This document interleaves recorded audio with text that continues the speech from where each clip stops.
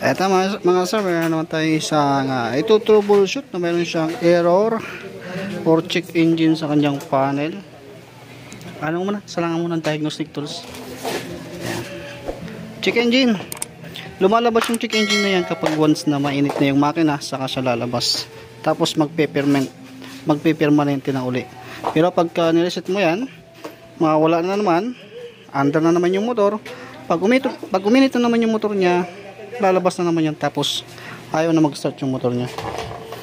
Diagnose natin kung ano yung problema niyan mga sir. Kung CKP ba yan or TPS, ganyan. Kasi gumagana naman yung kanyang speed mga sir, kaya walang problema yan. Kasi yung speed din, kapag once na naputol yan, lalabas din yung check engine. Pero ito kasi mayroon at lumalabas din yung at uma-under din pala. Okay, check natin. Ayan, diagnose natin para makita natin kilometer nito mga sir, 42,625. At ito yung kanyang error. Tingnan natin.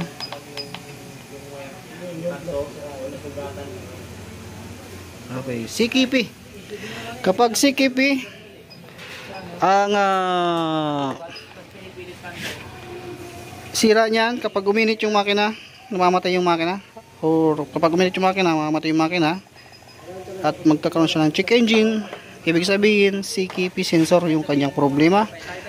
At mas mainam na brand nyo na ilagay ninyo, or buong stator na tulad nito. Totally nagpa-check na itong mga sir sa amin noong nakarang araw, at inobserban niya uli after namin siyang i-reset, kaso bumalik uli siya dahil nga yun pa rin yung tinutukoy ng error niya, yung CKP, tulad ng pinakita ko sa inyo kanina. Kaya pinabili na natin siya ng bagong stator. Nasa 2.8 yata operation yan mga sir. Kaya sa bibili kayo ng CKP sensor lang na maaring masira yung ECU ninyo at kunti lang naman idadagdag nyo, bumili na kayo ng bago. At least alam niya na kung gaano katagal, ilang taon itatagal ng motor nyo or yung stator ninyo kapag buo na yung binili nyo mga sir. Yan yung code nya. Yan. Bago natin ma-install tong stator, tatanggalin natin yung radiator nya hanggang dito sa pinakadulo, dahil may sakit na kasama yan dun sa stator papuntang ECU. Okay, kakalasin muna natin.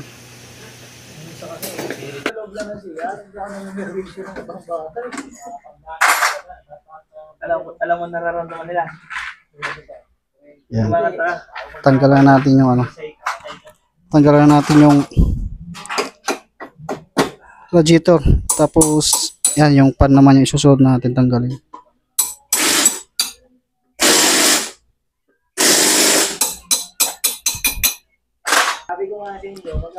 Okay, tanggalan natin yung magneto mga sir. Yan, saglit lang natin siyang tinanggal, kaya hindi na-damage yung kanyang sigunyal. Pero pag mahirap yan, dyan na tayo gagamit ng mga special tools. Tulad nung yung bushing nilalagay natin sa trade.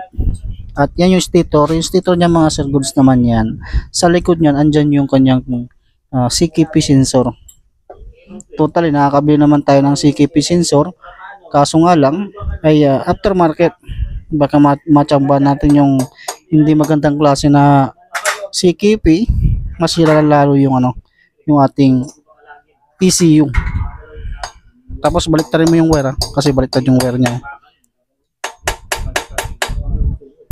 Kaya siya sabi kong wire mga sir, nakapa-ilalim na dapat nasa ibabaw yan para hindi dumidikit sa tabotso, dahil isa rin yan sa nakakasira.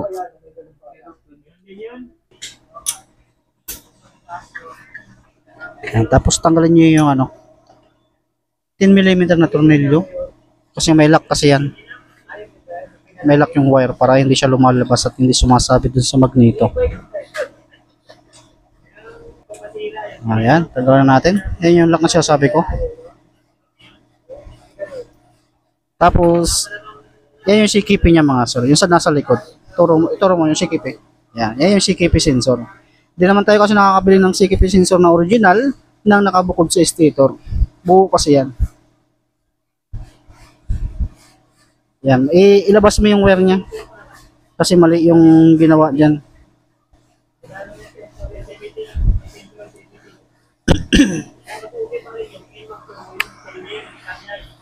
Yan. Dapat na sa ibabaw yan. Hindi dapat na sa loob. Sasabit kasi yan sa ano. Hindi mo may padang dyan. Tanggalin mo lang dyan. Yan.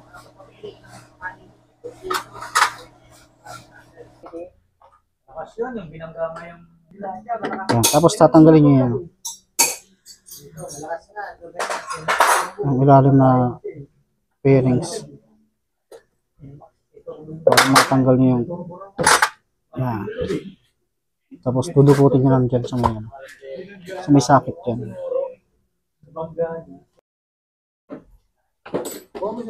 Yaman yung dapat hindi hamunin, no? Paguro. Kailangan talaga dito sa sayawan. Na kuryenteng hapon. Sabi ng babae na ito. Nalasan ba siya rin Japanese?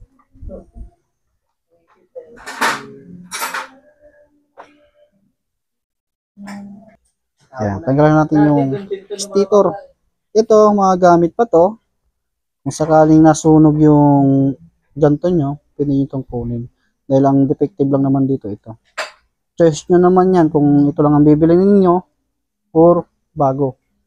Yan nga lang, kapag aftermarket, hindi tumatagal or baka makuha nyo yung defective, baka matulad kayo sa mga naging previous namin ginagawa. ECU ang dinadamay. Eh, siyempre, malang ECU, 10,000, doon na lang tayo sa original. Kasi hindi naman kasi pare-parehas ang presyo ng CKP na aftermarket. Mayroon ting 1,500, 1,600, 1,000 presyo. Doon na lang tayo sa ano, sa bago. Kunting-kunti lang idadagdag natin, at least alam nyo, alam nyo talaga na natatagal. Kaya lang din naman nasira yan dahil dun sa siguro mali yung wire. Yan, bago. Sasalpak mo na lang talaga to. Ganito ang original. Sa lagayan pa lang, alam mo na, saka mabigat siya. Okay, salpak mo na. Yan, salpak na natin. Kasama yung coolant dyan mga sir sa papalitan kasi tinanggal yung kanyang radiator. Matik na palit tayo.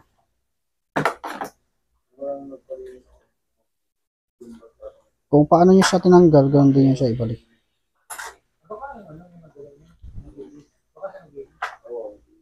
Ito mga sir, na-install na natin yung bago natin stator. Yan, naikapitan natin. Tapos, yung wire, ayan, nilabas naman natin yung kanyang wire. Yan, dapat yung pinaka-standard niya.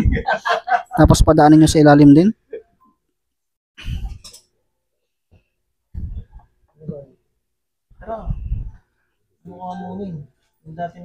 Yan, kabit mo natin mga sir. Yan, dito mga sala, kung sakaling babalik nyo yung magneto, ugaliin nyo maglagay ng grasa dito mga sala. Para dun sa half moon. At maiwasan natin yung mag-stack up yung magneto. Kasi yan ang number 1 din sa mga magneto na naglalak. Kaya lagyan ng grasa para hindi siya kalawangin. Kalawangin man, at least may grasa pa rin siya.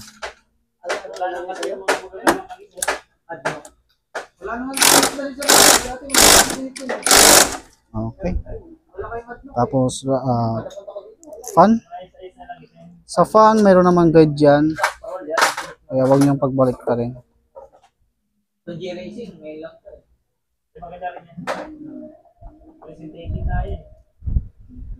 Tapos radiator na. Yan. Tapos balik natin yung radiator na.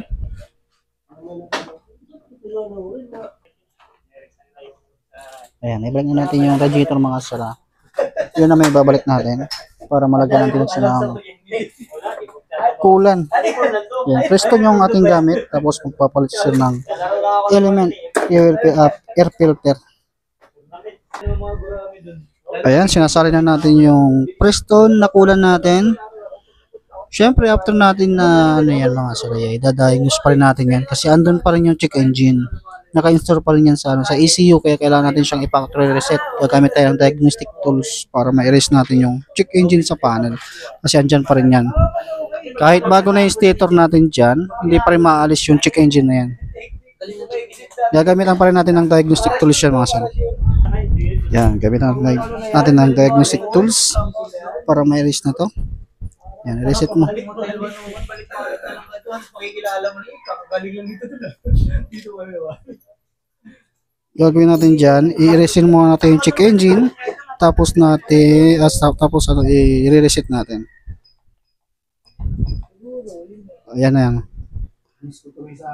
Yan, andyan pa rin yan, hindi pa rin mawawala yan hanggat hindi natin binubura kasi naka-install yan sa ECU. Okay. Ayan, nawala na dahil in-erase na natin dito. Ayoko dyan. Alam nyo yung pamatayin nyo. Wala kasi nung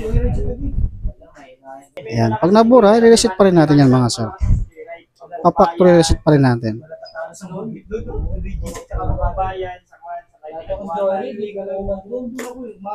Ayan, ganyan yung ano.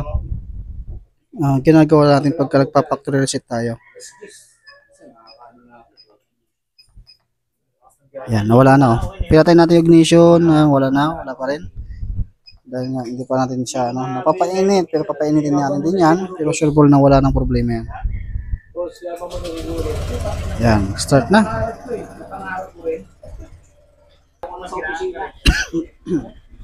Yan. Okay, babalik natin yung kanyang pairings dahil okay na.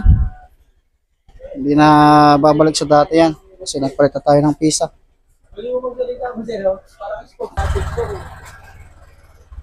Okay, close na natin dahil pinainit naman na natin para makita natin kung ba pa yung kulang at ang madagdagan. Ayan, goods na yan mga sir.